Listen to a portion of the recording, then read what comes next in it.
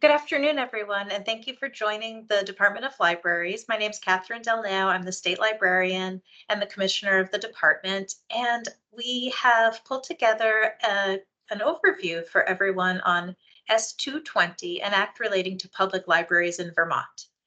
Our request is that if you're joining now, if you could please mute, because that will help folks with that echo effect that we sometimes hear. We also ask, as Jeanette was just sharing, that it would be really helpful if you could hold your questions until the end and not have tons of conversation in our chat thread, because that can be hard for us to manage as presenters. So we're at a really exciting spot right now for public libraries and for school libraries in Vermont. Just a couple of days ago, on June 3rd, Governor Scott signed S.220 into law. S.220 was proposed by Senators Hardy and Gulick, and it was a bill that responded directly to the recommendations that were made by the working group on the status of libraries in Vermont. I know that many folks on this call are familiar with that multi-year effort, and it was really rewarding as the chair of the working group and as one of its members to have our recommendations not just read by the legislature, but really to have them respond so immediately and so directly to a lot of the suggestions and the recommendations that the working group made to them. So we really appreciate the strong support from Senator Hardy and Gulick, and the support from all of the senators and all of the representatives who considered this legislation, who discussed this legislation, and who ultimately the decisions were made to support this legislation. Had a lot of support throughout the process and a lot of really interesting discussion and debate that I know many in the library community in Vermont and even nationally have been following. So what we want to be sure to just front load with is that there are actually 3 effective dates in this bill. The first effective date is July 1st, 2024. Much of the bill goes into effect on that day. The department has some updated duties and functions, which I'll run through in a short time. Those updated duties and functions of the department go into effect on January 1st of 2025, so this coming January. And then a really important thing that's coming up for all of you in public libraries and school libraries is that there will be a requirement for you to adopt material selection policies and procedures for reconsideration. I want you to note that requirement is that you adopt them, your institutions adopt them by July 1st, 2025. So that part of this activity will be something that you can plan and phase over the coming year. So we'll get to more details on that shortly. Our plan for today is that first I'll review the current statute and then the changes to that statute that will come about on those effective dates because of the passage of S.220. Then you'll hear from my colleague Kevin Unrath about the confidentiality of public libraries and the age change that I know many of you are familiar with, that the age will be changed from 16 years of age to 12 years of age. So Kevin will share some information with you about that. And then he'll also share some information about plans that the department has to develop and share our public library material selection model policies and retention procedures. And then after that, we'll open it up for questions. You'll also hear from members of our team. Tom McMurdo will say some words about intellectual freedom and the new requirements for public libraries. And Joy Borland is going to provide some information about the CE requirements, just to put those into context. So with that overview, I will get started. So the first section of S.220 relates to the statement of policy for all of our public libraries, both municipal and incorporated in Vermont. This section of the statute really tells us, why do public libraries exist and how are they governed, what are the guiding principles here, and how are they used? And the current slide shows the language that's in Title 22, the Library's History and Information Technology title at this time. What I've done when pulling together the PowerPoint is to include a link to statute, and the image you're seeing on the right side of your screen is directly from our legislature.vermont.gov website. So this is the existing language in statute. This language that is in statute now is staying in statute. There's no change to this language. What S.220 is doing is adding one more statement. So this third section is being added that really makes sure that people understand that Vermont libraries need to protect and promote the principles of free speech, inquiry, discovery, and public accommodation. And to do that, it's necessary that the managers, trustees, or directors of the public libraries in our state adopt policies that comply with the First Amendment of the U.S. Constitution and with our state and federal civil rights laws and anti-discrimination laws.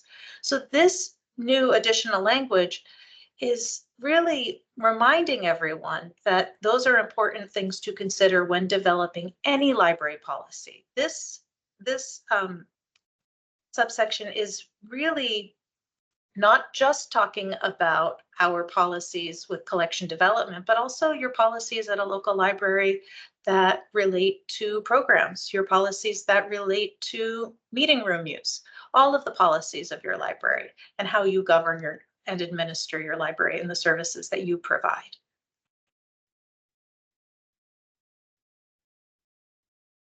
This new section frames the work that we're doing in public libraries, focusing on free speech, freedom of inquiry, freedom to discover, and the importance of public accommodation. The new section reminds us that all aspects of our work need to comply with both the First Amendment to the Constitution and with our state and federal civil rights and anti-discrimination laws.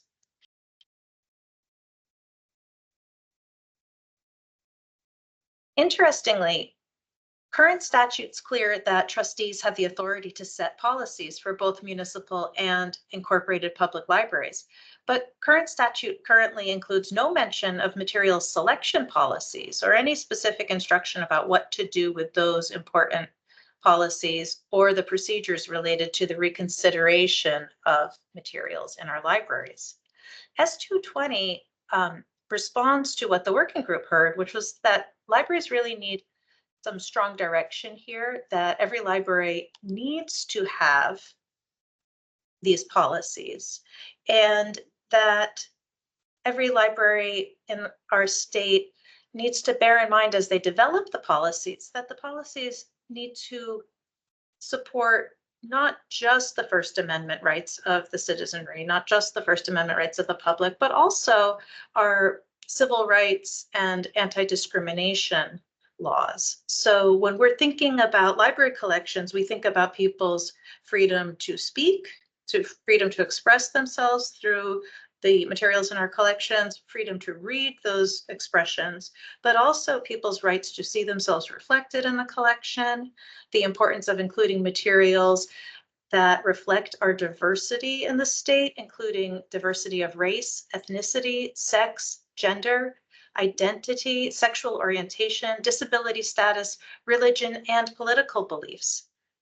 So this is a big change for us in Vermont to have this language in here. And this new language also enables you to adopt the model policies that the department develops. And we'll see more about that a little bit later on.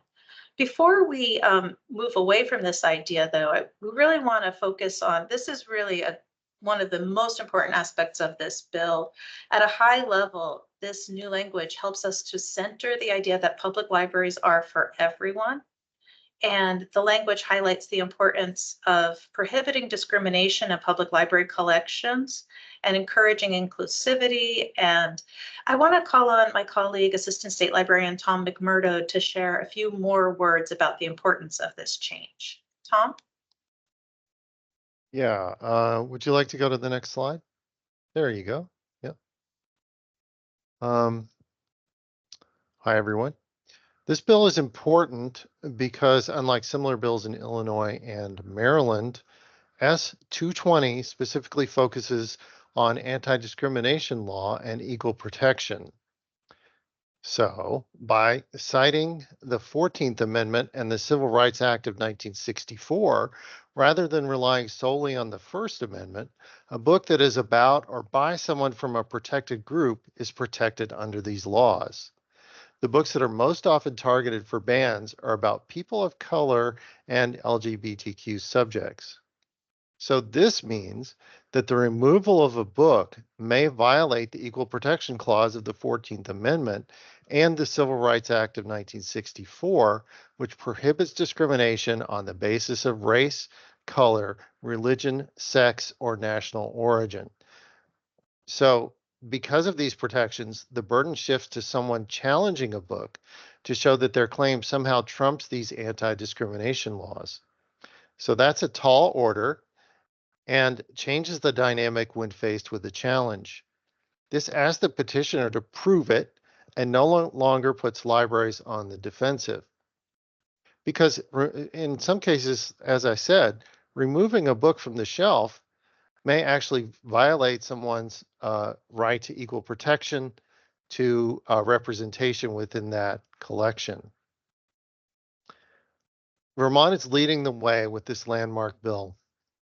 Because this bill cites federal anti-discrimination law, it is possible, we shall see, but someone in a state that has state laws encouraging book bans could cite this law and point to federal law to overturn those discriminatory state laws. That's a little bit speculative, but I think that it kind of underscores the reach that this law may actually have. And again, Vermont's leading the way.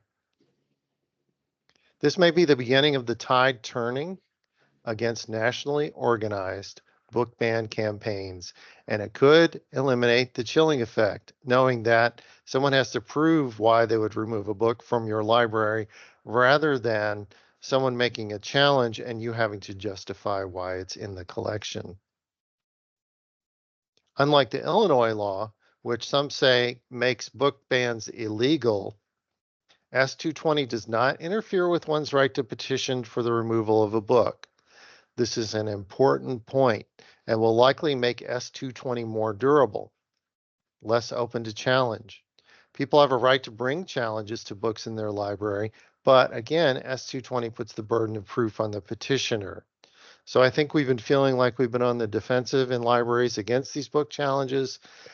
The thing that this law does is it kind of shifts that burden to the person who's asking to have something removed. I hope that was clear. I think so. I think so. Thanks so Okay, much, great. Tom, for Yep. thanks for providing that context. I want to just remind everyone that right now, according to the minimum standards from 1986, all public libraries in the state are already really strongly recommended. It's really strongly urged to have these policies. One of the things that we heard through the working group is that many libraries still, after all these years, haven't developed them. There are no teeth to this. We will be in the Department of Libraries working to support public library trustees and directors and staff in developing and implementing those policies. We just really want you to have them so that you're in a good position to handle these challenges if they do arise in your community without an existential threat to your library. We want you to have a strong process in place that supports your collection development practices, which are done by your library staff. And this is really the intent of it, is to support you in getting ready in case there were a challenge, rather than kind of being on your back foot if something were to arise in the community. Given the climate around the country, that was something that was really important to the working group. And so that was at the heart of that recommendation. And again, Kevin Unrath is going to share more about what we're planning to do to support your libraries in the coming year to develop those and adopt those policies locally. So moving forward to the third section of S.220, this one relates to the confidentiality of library records for minors. These records, library records that are discussed in statute here in section 172 of Title 22 include registration records and circulation records, but they can also include other records of library usage, potentially including things like program attendance or who's been using the computer in the library. S.220 changes the age at which library patron records are confidential from their parents or guardians. It changes it from 16 years of age to 12 years of age. This was probably the most controversial aspect, or the most, I'll say the most discussed aspect among the legislators this session. There was really robust conversation about this. A lot of people who hadn't thought about libraries in a while were telling me that they were really glad to have had this conversation in the legislature. They were really glad to be thinking about libraries. And ultimately, the legislature decided that it was appropriate to lower the age from 16 to 12. Why does that matter, and why was this important? There have been changes in law in other areas in recent years in Vermont, including that kids who are 12 and older can make decisions about some major medical issues that they may face in their lives. Kids who are 12 and up can go and get treatment for drug and alcohol abuse. They can autonomously decide that they would like mental health treatment and ask for that and receive it. But kids couldn't read about those options at the library. They couldn't read stories about other kids who faced similar issues. And so the working group made the recommendation that the age be lowered for that reason, to better align the age of confidentiality with what we know today, which is that kids are getting a lot of information out there from a lot of different sources. We know that the information that they get in the library is of a higher quality, it's vetted, and we know that kids who are in that 12-year-old and up range sometimes have things that they're exploring or thinking about or wanting to learn that they aren't yet really totally comfortable talking about with their parents. Now, importantly, it's really, for us as librarians, important to think about this in terms of intellectual freedom, freedom to learn, developing a love of learning, being able to explore things that are of interest to you when you're in those middle school years and up. And it's also important to realize that parents can still make local decisions at their house, at the very local level of their home. You know, parents can still bring their kids to the library. Parents can still have those conversations. What this is really changing is that the librarian, the library staff won't turn over that kid's records to the parents, you know, against the will of the child. And I think our colleague, Christopher Kaufman-Ilstrup, in testimony to one of the committees of the House, put it well when he talked about, you know, this really prevents us from library staff outing some of the kids in our community in a variety of different ways to their families. So in a way, this is actually encouraging families to have a really healthy dialogue and to continue that through the ages. I know in my household, the 11-year-old I live with wants to talk about all the books that she's reading right now, and I hope that she certainly continues doing that. But if there are kids out there who this would benefit, that's really who we're thinking of with this law, and this is a big change for the state. Kevin Unrath will share some more information later on and some possible language from one of our public libraries in Vermont that's kind of evergreen language. So I know you may have questions on this, and we'll get to them pretty quickly. Moving along to section 4, we're actually leaving Title 22, which is our libraries title, and we're moving over to Title 13, which relates to crimes and criminal procedure. And on this slide, if you can read it, I hope it's not too small, you'll notice that in subsection D on this slide, you'll see that there are a number of places where there's a heightened penalty for criminal threatening. So currently, in state statute, there are enhanced penalties for criminal threatening in all municipal buildings in the state.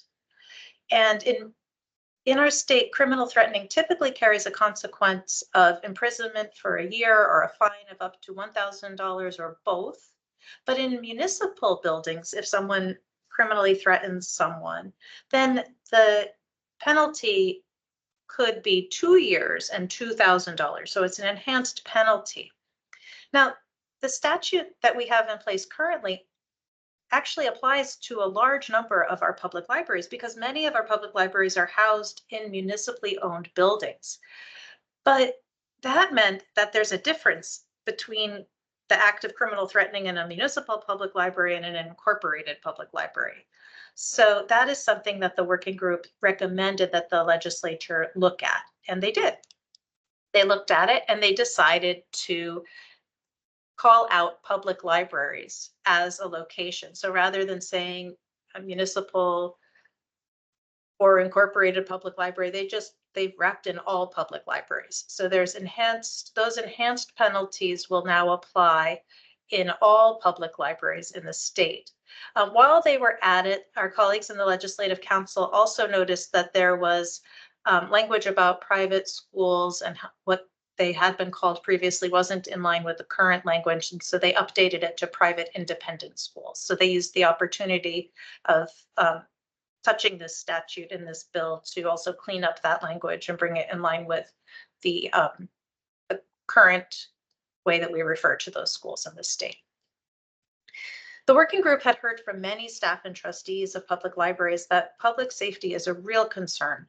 And while we know that there are many things that influence public safety, mental health, stresses people face with housing insecurity, lack of housing, food insecurity, job insecurity.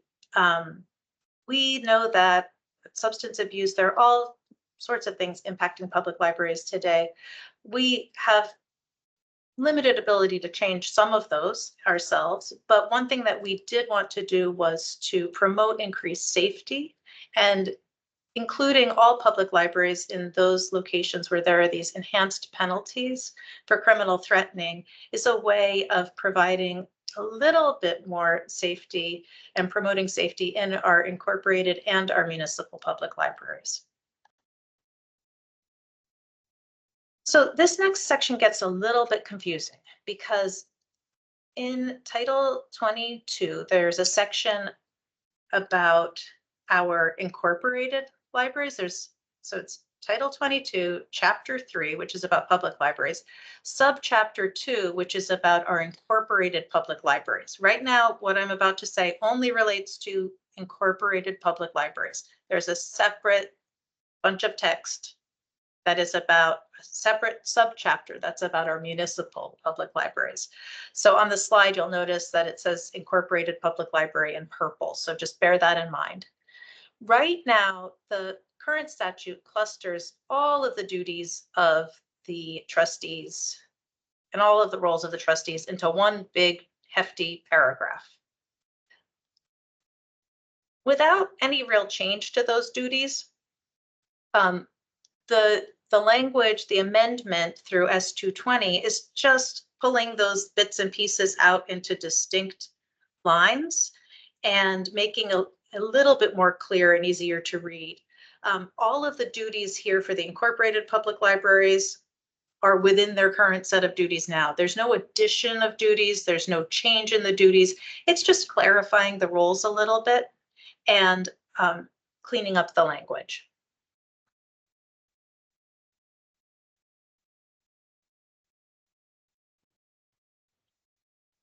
Now we're going to move into subchapter 3 of Chapter 3 of Title 22. So subchapter 3 is about municipal libraries. Notice on the right it says municipal public libraries, and in the image that we've taken from our state legislature website, this is just about municipal public libraries. This is the current law. This is current statute, Section 143 of Title 22. And again, you're seeing this big chunk of text, this big wall of text. And again, the legislature wanted to clean that up a little bit. And so this slide shows you for municipal public libraries more of an itemized list of the duties.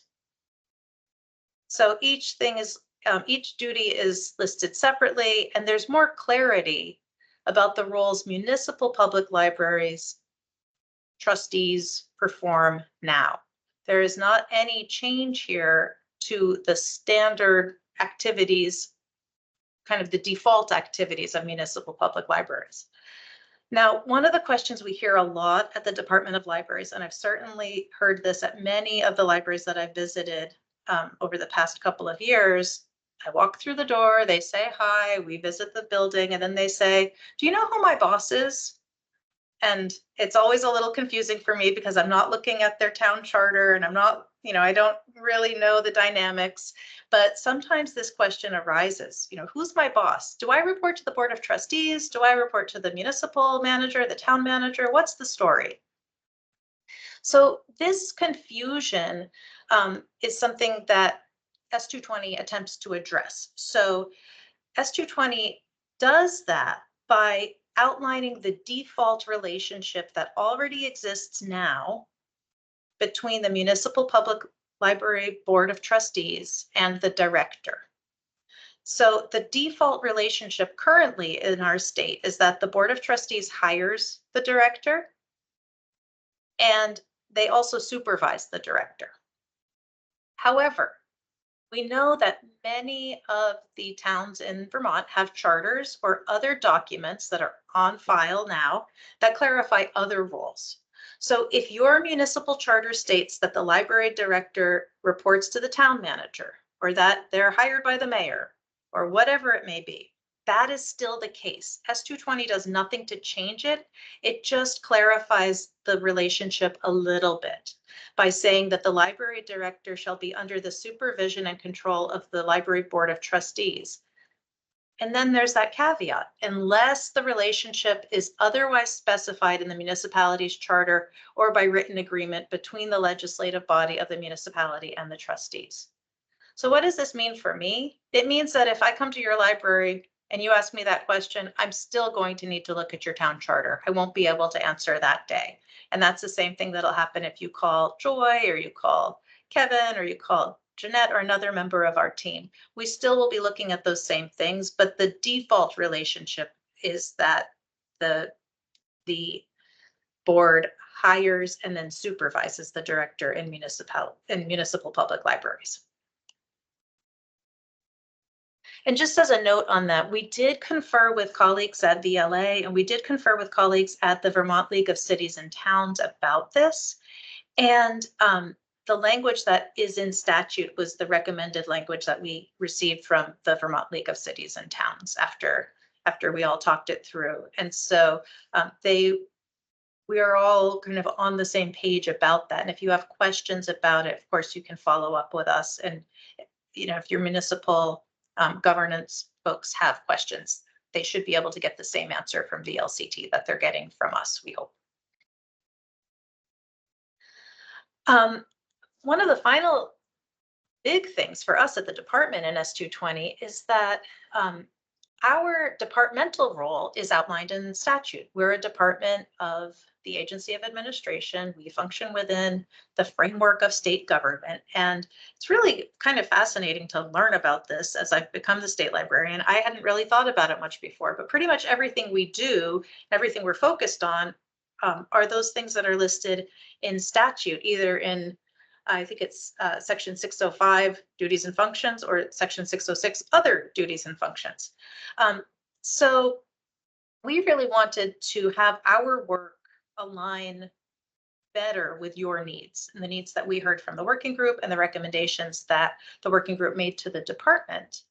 And we know that some of the work that we do is very important to you, and some of the work that we haven't always felt empowered to do is work that you've asked for our support with. So this slide shows our current other duties and functions. And this slide shows number 5 and number 8. I'm actually going to start with number 8. Number 8's a simple cleanup. We basically removed a little bit of language. So now our team can provide advice on state information technology policy. I do that. I serve on a working group committee. I do that. But one of the other things it said is that we were responsible for all state information and we were the primary access point. So as if everybody in other departments shared their web updates with us and then we stamped them approved and off it went. And that has not been the case in a very, very, very long time. And so we cleaned that up just to align our activities with what we really do in that area. Number 5. So for us, number 8 was important. We didn't want to be responsible for like cleaning the whole state of Vermont website up and like owning that. But number 5 is actually much more relevant to you all, I think. And that is about our continuing education program and our certificate of public librarianship. I'm going to go back for just a second so you can see number 5 in the current statute. May conduct seminars, workshops, and other programs to increase the professional competence of librarians in the state. That word may is really important. It means that we don't have to. It means that if we needed to stop doing something, we could stop doing that.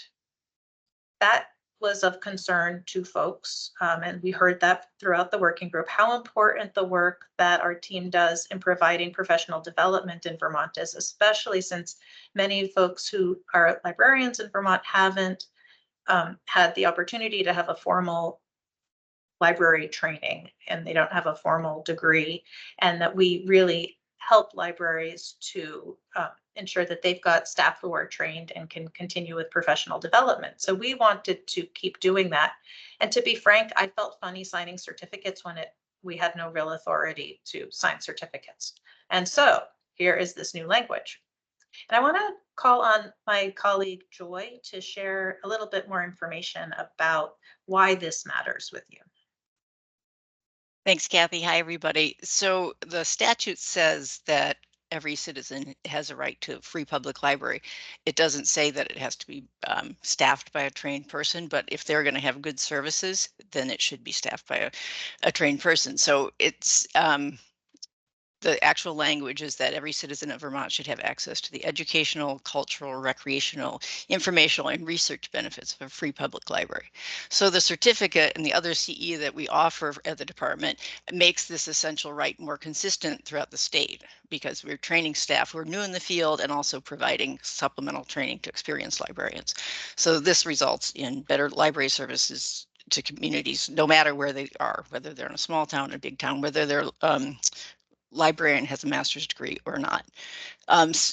The certificate, now that it's we have the authority for it to be official, it just gives it more gravitas. It gives it it makes it a credential that is more valued and respected, and that really boosts the professionalism of the field in the eyes of your trustees, select boards, the public, and even for staff themselves. You know, they have more of a sense of empowerment in their training and their professionalism. And then it also, the certificate program provides a path to librarianship as a career, and it creates a more diverse workforce because we get people from all over. People really have so many different backgrounds in Vermont libraries. They might have a ton of education, but they might not have happened to have professional library training before they come into these jobs. But they do bring skills, experience, and education, and that really adds to the richness and creativity of the state's library workforce. So the certificate program plays into this because it gives them a grounding in library best practices, and that supplements their other assets and helps it often helps turn the job into a profession. And I think that makes people stay in the jobs longer and really make a career out of it, rather than it just being a job that they might have happened into and maybe they love it, but this training gives it more of a professional long-term kind of commitment. Thank you so much, Joy. And thank you for the work that you do and coordinate with CE. I know that was probably the most often heard thing when we were in the working group, was how important that work was. So it's really, I think it's really important that the department responds to that feedback, and it's great that we have the support of the legislature and the administration in doing that. So just to look at this slide about the other duties and functions again, notice that right now it ends with number 8. Well, let me let you notice. Notice that it ends with number 8. Now I'll click forward. We will actually have some new duties, and these will go into effect on January 1st, 2025.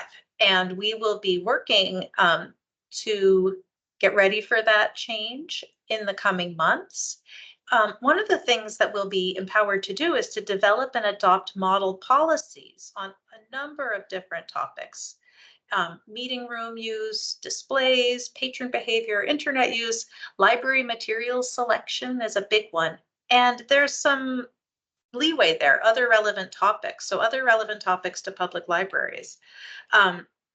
So that is going to be different for us. Typically, we haven't been authorized to do that in statute, and this makes it so that we can do that work and own that work and not just point to somebody else's policies. We will still look at other people's policies when developing those model policies, of course, but we will actually have the ability to adopt those policies and then to share them with you. You can then look at those policies and decide, is this a good starting point for a conversation locally? Do you want to just adopt the policy as is? Do you want to refine it and tweak it locally? But we'll be able to provide that to you. And Kevin will share a little bit more about that in a few minutes. We also think it's really important to walk the walk. We currently have a selection policy and procedures for reconsideration and retention of materials, but we really want to be sure that we're required to have it. So we have included this as well. I think that it's important for the department's policy to have similar framework to the public library policies and the school library policies, that our policy reflect Vermont's diversity and history. And so we'll be refining, we're in the process, we've already begun a few months ago, refining our selection policy and our local procedures. And the final thing, there was a lot of feedback from folks about wanting the department to update those minimum guidelines for public libraries in the state. After the working group finished, it became apparent that the rulemaking process is actually something that a department needs to be authorized to enter into. And so initially, S.220 as proposed had some language about that. The rulemaking process is really cumbersome. And we, through conversation with the legislature and through conversation with colleagues, we basically realized that developing best practices and guidelines was an easier way to respond and be more nimble. It's a way to work with you all more directly and to get input and to respond to changes quickly. The rulemaking process is a multi-year process, and then it has the force and effect of law. The minimum standards all said that things were recommended. They weren't, it was sort of a mismatch. It was a recommendation, not a requirement. And so what we've realized is that the best practices and guidelines would actually help us to issue those best practices and guidelines more regularly. So this is also in response to the recommendations to the department and to the legislature. And what we plan to do is to have, we're going to start first in the coming year with the policies and guidelines related to library material selection. And then over time, we'll build up other guidelines and best practices. So there will be lots of work to come in that area over the years.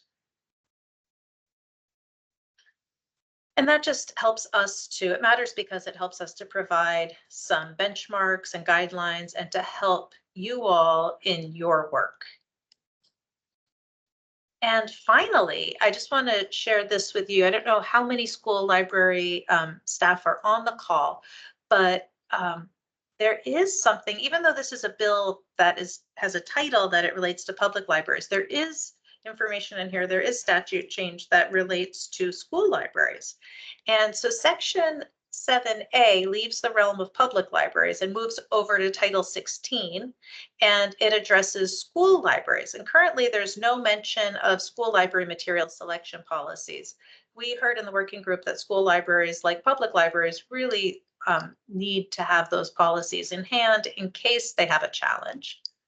And so there is quite a bit of language. Some of it at the beginning of the text really closely mirrors what we have in the public library section.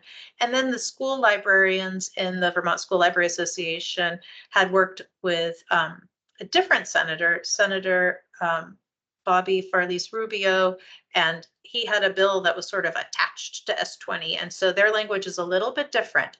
But the important things to remember here are that school libraries, like public libraries, are really reminded that their policies for collections must comply with both the First Amendment and with state and federal laws prohibiting discrimination in the schools. And like with public libraries, that centers the importance of libraries being for everyone. School libraries are for everyone. Oh, my slide needs to be updated, so I'll update that before we post it. So that school libraries are for everybody, and that it's important not to discriminate in that school context. Now I want to turn it over to Kevin Unrath, who is our operations consultant at the department.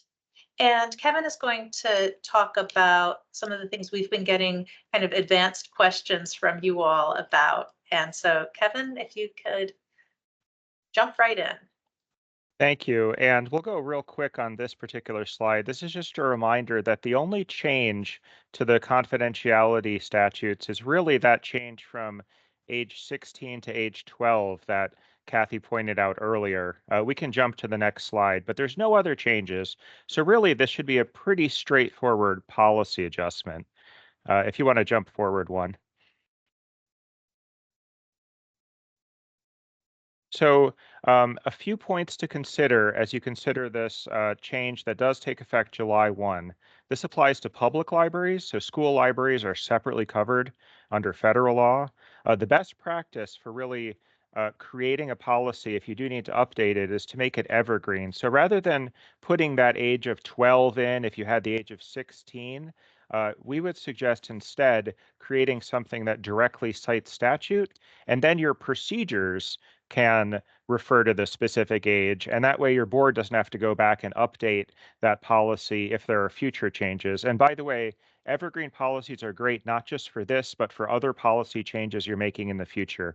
If you just reference the statute and then develop procedures, you'll have less need to go back to the board and make changes to the policy. I wanted to point out as well, patron transaction records do not just include what's in your circulation system, but they also include, and this is in the statute, I copied directly from there, research questions, reference questions, interlibrary loan, other library services or consultation, like attending a program or using a computer. All of these are considered patron transaction records under this law. And finally, this particular section does carry a civil penalty potentially for the library. So if this section is violated, a citizen could sue the library under a civil action. So if you don't have time to update your policy before July 1, if your board's out of town, they can't call a meeting, and it's not in compliance, you'll really want to follow the law rather than your library policy after July 1. So just to be clear, that's important to do until you get that policy updated. Can you jump to the next slide, Cathy? Thank you. So this is a model policy. Brooks Memorial Library already has a wonderful policy. This is linked from our library policies page as well as an example of a good model policy, but they do not specify the age. They just have the relevant statutes that are cited in their policy. And so if you want one to kind of borrow from for your board, this would be a good policy to look at. And there's a link as well when the PowerPoint goes up that you can follow directly there. Just wanted to share that there's a good one that's out there. If you could jump forward again, thank you. So finally, I wanted to talk about procedures.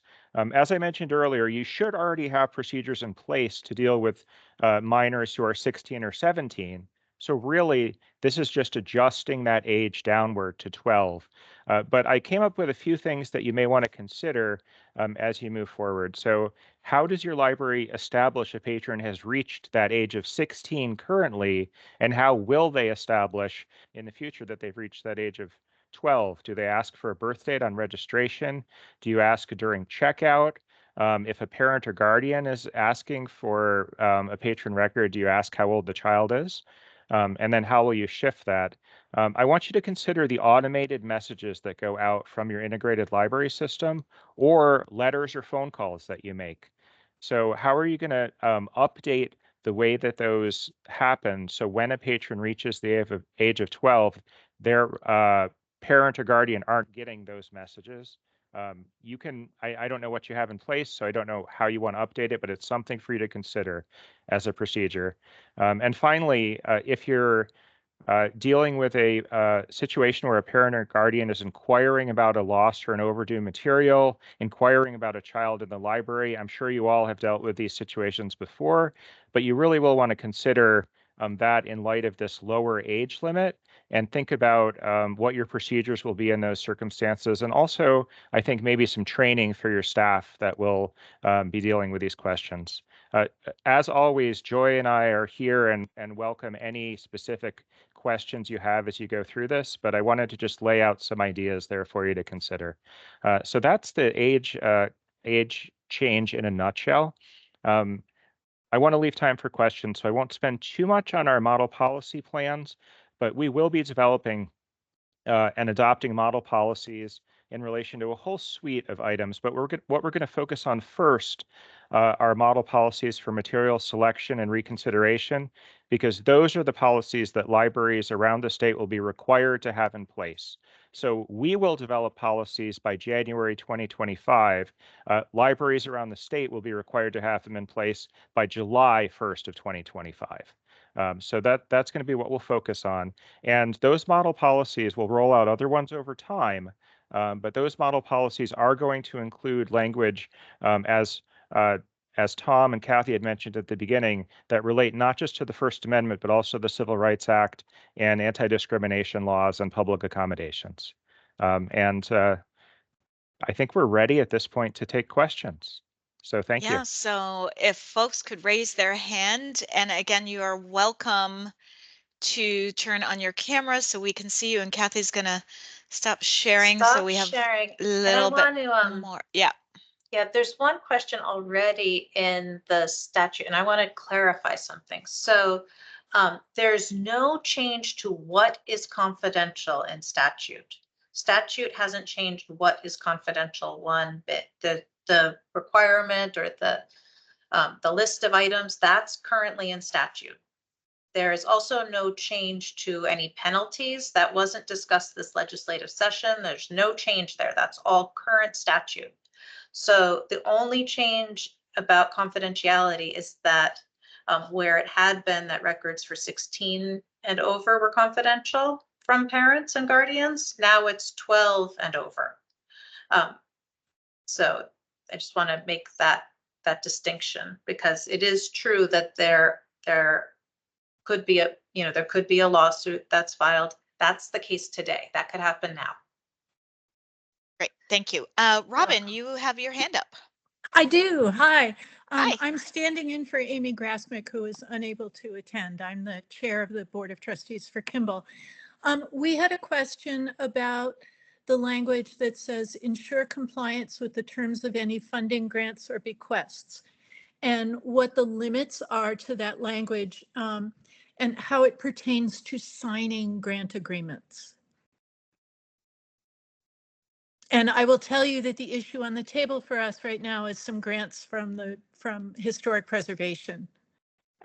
So if you could help us out with that, that would be, because this is new language and some new clarity, and whether there was anybody has any idea about how this all works and what does it change.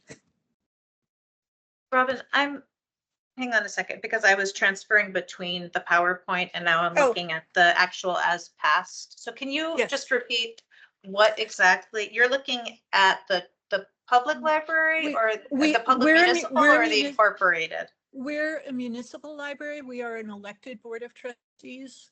So we and the language, and I just lost because I had it up on my tablet. Hang on. So we're looking at the language in the section number 6 that says ensure compliance with the terms of any funding, grants, or bequests. And what the limits are. Oh, I can't hear you anymore. So I you're muted asking about the myself. limits. Okay, now I'm unmuted. Okay. So we're a municipal library. We're an elected board of trustees.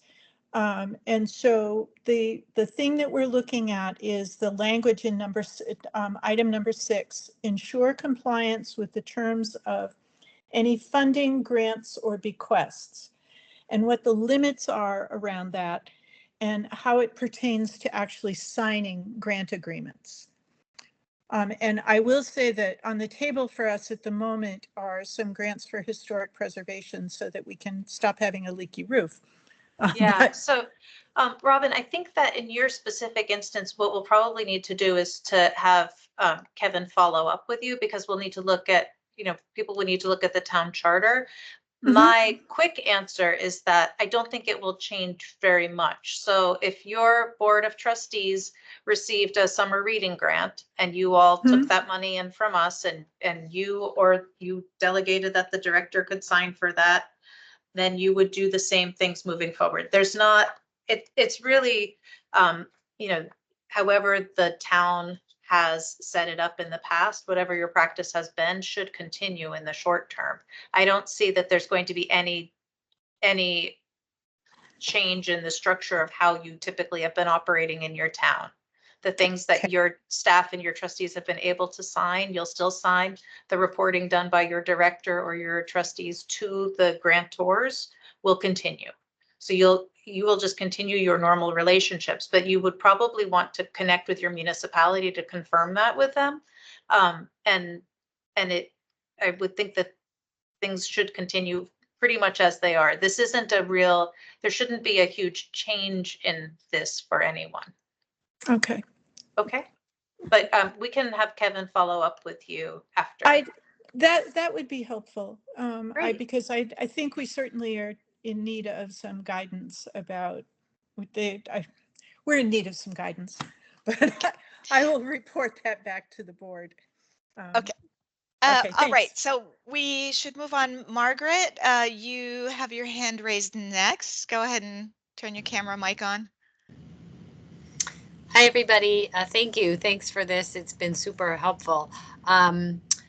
A couple of questions. So our board recently changed their collections development policy, reviewed it. And one of the things that they did was shift any monetary gifts that came in. They shifted the responsibility for taking those into the Friends of the Library. And I'm realizing now maybe they should not have done that. So I'm wondering about that. And then similar to the previous question, wondering about grants. Ours go through the town treasurer. For instance, the summer reading grant that we just got, she keeps a library grant account for us. I keep track of our own records here just to make sure we know what we're doing. But does this change any of that setup?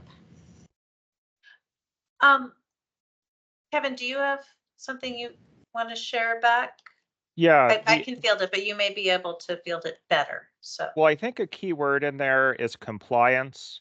I think it's not giving libraries the authority to go out and seek grants outside of the currently agreed upon relationship with the town, since the library is using the town as its, EIN as an example. So I think that the key word is the word compliance with the terms of any grants. This isn't giving the library the authority to, separate from the town, go out and seek grants, apply for grants on their own.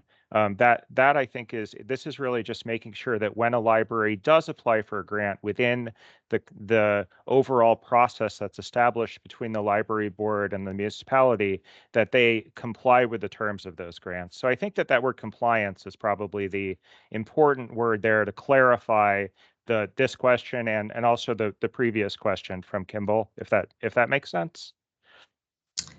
It does. And maybe I should talk to you separately because our select board has just informed us that any grants that have to do with anything inside the library no longer require their authority. And anything that has to do with the building or outside the library does. So yeah, so Margaret, maybe be in touch with us. These they're such specific questions. Yeah, and we also have to do some research. So and Cathy. Just to share, because I'm seeing a couple things in the chat and here, and there's some overlap.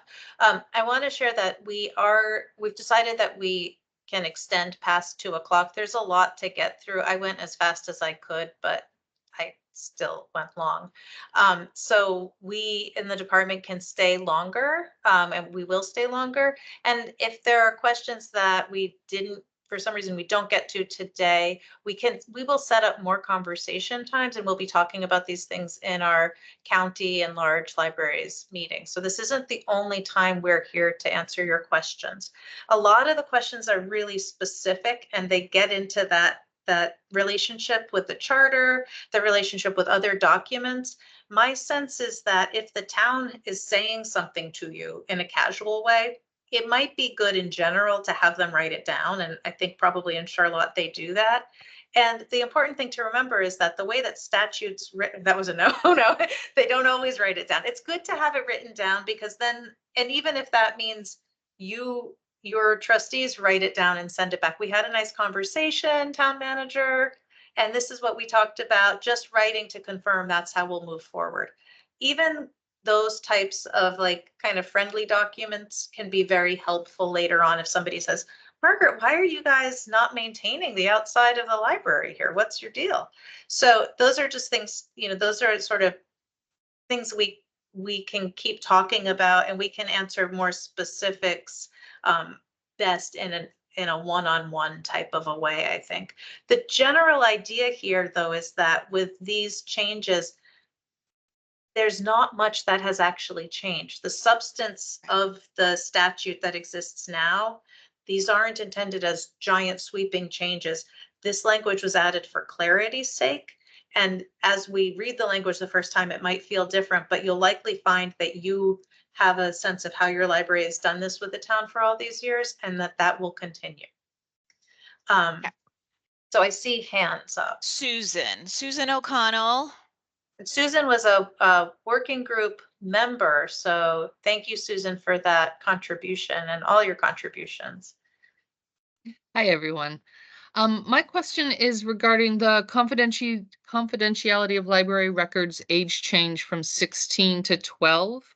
The way that we do it here currently is that when a juvenile patron signs up for a library card, as they're filling out that information, they're providing an email of some sort. My understanding, as I was looking at this coming change, would be that if a 13-year-old chose to give their parents' email address as the contact information, we would be in compliance to send an overdue notice to that email address because that's what the patron gave us. Am I looking at that incorrectly, though? No, I think that's 100% correct, Susan. I think that the challenge arises if the child was registered when they were 5 and then they turned 12. Right. So as often happens, a child will get a library card at whatever age is the minimum age, and they're at that age.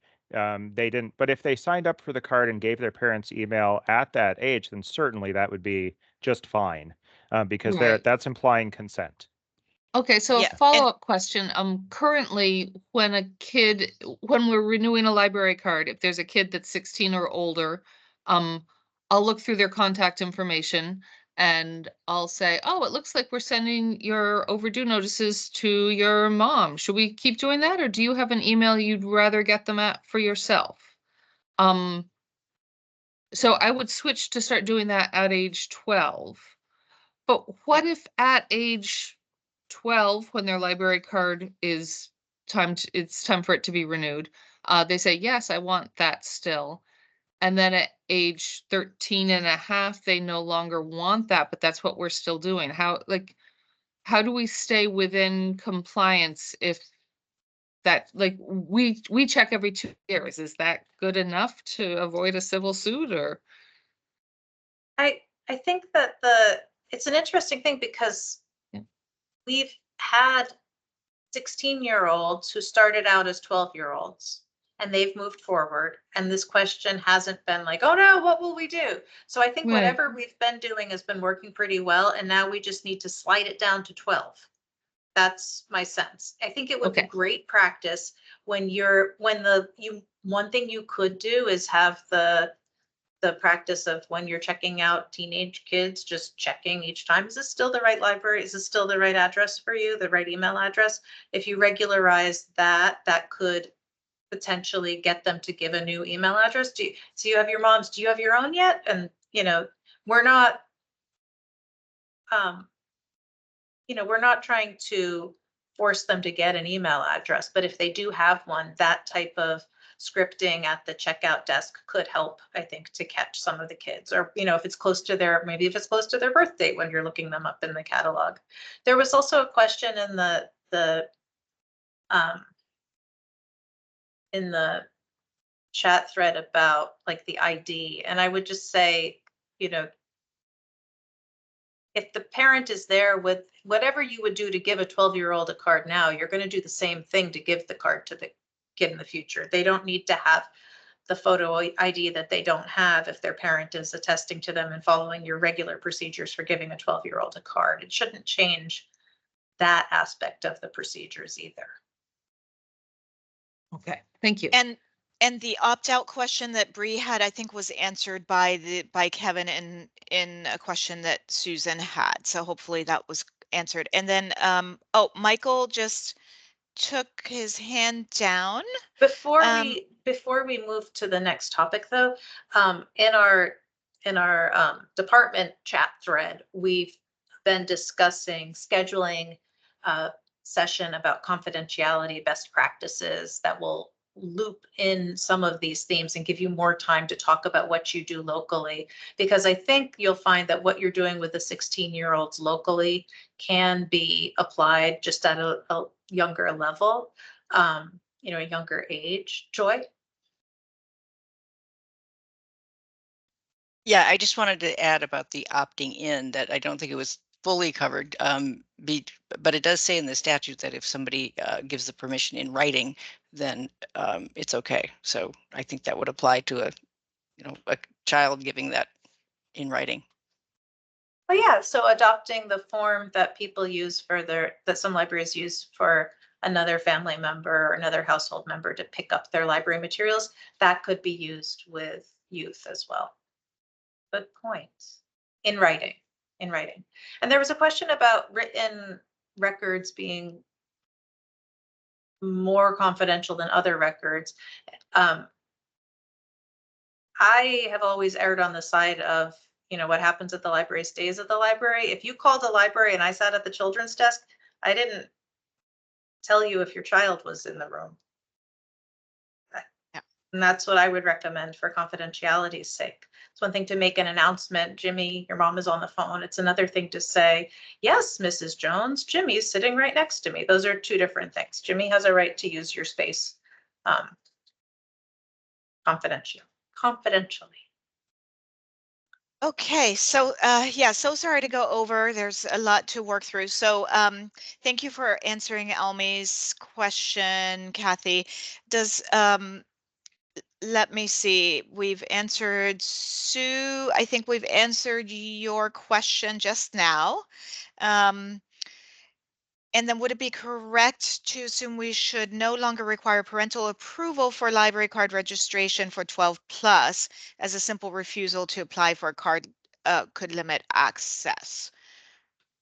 Who wants to take that one quickly? I think that's a different matter. That's a parent's right to,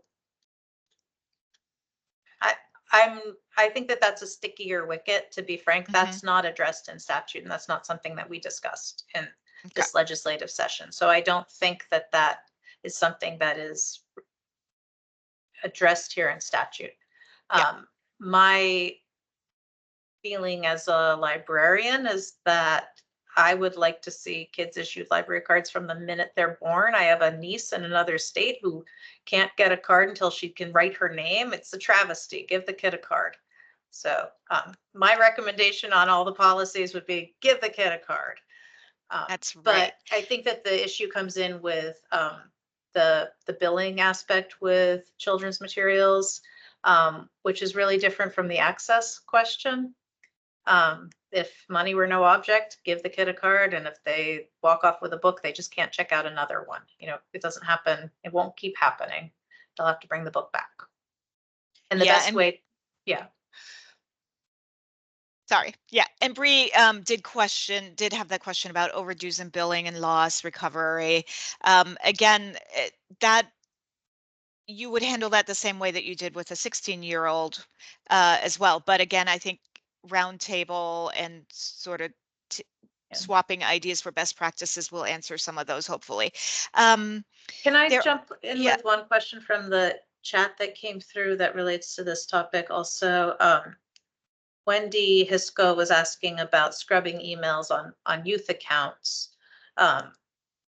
If one were to do that, I would recommend doing it for those over the age of 12. I wouldn't throw the baby out with the bathwater. You know, creating a list of the patrons who have birth dates after a certain, or before a certain date rather. But there may be other ways to do that, like to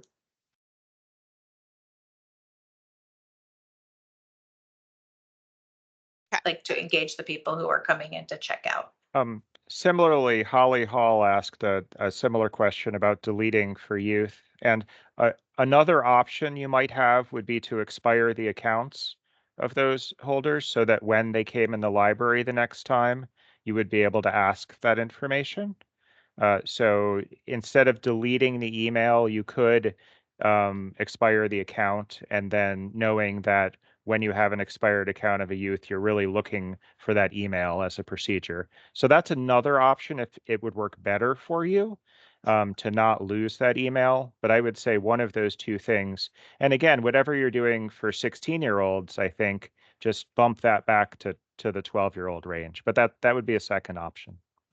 Yeah, I think that the pop-up messages on checkout are really effective too. So doing a pop-up message when you pull open a youth card, having a pop-up message that's just asking, you know, confirm patron's email. Okay, so we had a lot of questions about how do we maintain accounts, how do we update accounts, and so on. Almi had a question about the civil lawsuit before the statute. I was going to jump on that one. I'm not aware of any civil lawsuits to that effect, Almi. So I think what you've been doing now has generally been working, and that's why we're recommending just shifting backward a little bit. Yeah, and Jill, you have your hand up. Jill, go ahead. I do. So I understand the whole lowering the age from 16 to 12. I understand all of it. The one piece that I'm not grasping is there is a world of difference between a 12-year-old and a 16-year-old. 16-year-olds generally have a license, they have money, you know, the whole thing. So if there's a 12-year-old and the 12-year-old has their own email address and they have $150 worth of books out to you and you're not seeing them anymore, what do you do about that? Well, because you can't contact the parent.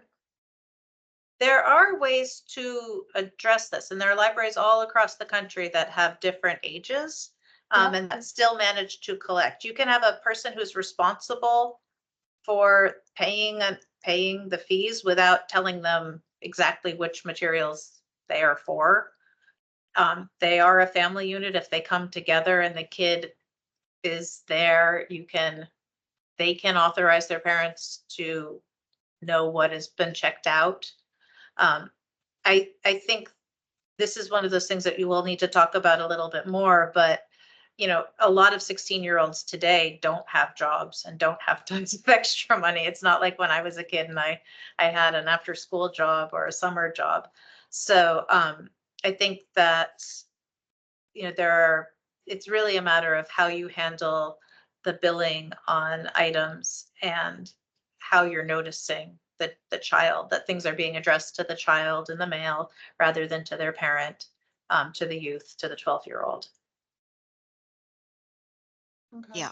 So lots of questions. I'm sure there are lots of great ideas out there. So I think our next step as we wrap it up today is to schedule, Joy, Kevin, and I will look at calendars and we'll schedule a maybe a round table just to discuss best practices so that you all can share your ideas and how you're going to deal with this, just from a housekeeping perspective, so, and logistics perspective. So we will be in touch.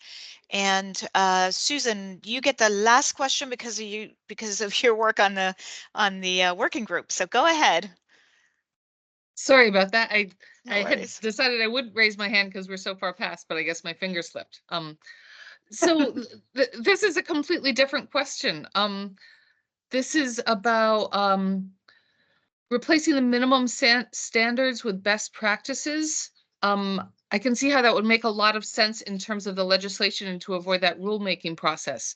As a librarian dealing with a board, being able to go to the board to say, this is in minimum standards, we are required, that had some weight to it, and my trustees felt like they had to do anything that was in the minimum standards. Best practices doesn't feel as not as important as required as minimum standards. Do you have ideas or suggestions for how to communicate those best practices so that trustees feel that they really need to pay attention to them? I think I hear what you're saying, and it's an interesting thing because our minimum standards, the first time I read them, I thought, oh, minimum standards, this is good. Everybody has a baseline. And then the second time and the third time, and every time I look at them now, I shake my head because our minimum standards currently say these are not required, but are recommended. They say it right on them. And so it's like the point of the rulemaking is to make it the expression that I've heard is that it has the force and effect of law. The force and effect of law would be like, everybody must be open 14 hours a week. What we have is like, we'd really like you to be open 14 hours a week. Have you thought about it? Like it's like apples and oranges, but I think you're right, Susan, those words, minimum standards, sound important. And I almost wonder, you know, the legislature didn't tell the department what to call the guidelines. Maybe we can come up with an important sounding name.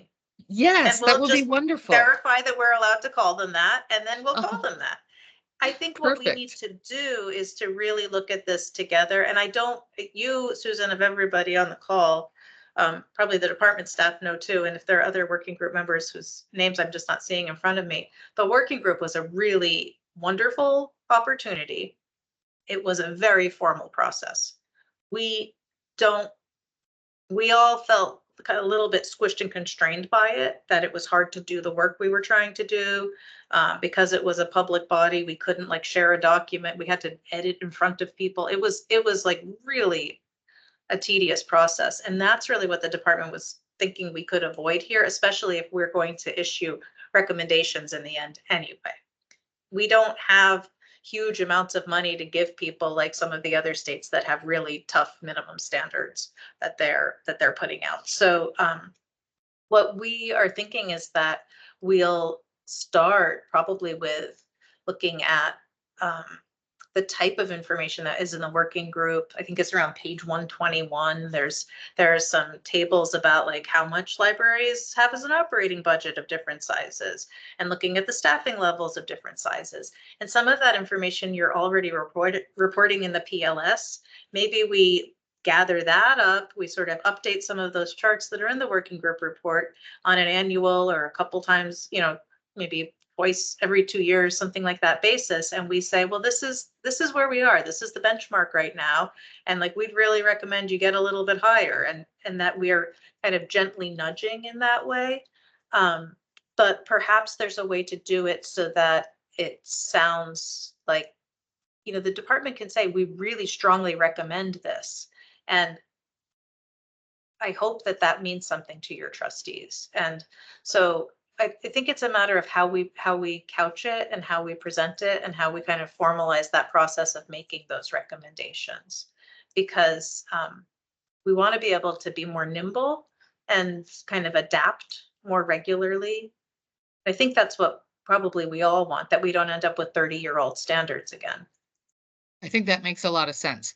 And also, like, just feedback from working with the trustees, I would share the minimum standards with them. They could see that it says, we'd really like you to have, but they didn't. They heard me say minimum standards, we need to, and they felt like they had to find a way to do that. The information was there, but it did, because of the wording, it held that. So yeah, finding wording that could lead trustees to feel like they didn't have as much wiggle room to ignore it, I think would be great. Yeah, Thank you. Thank you.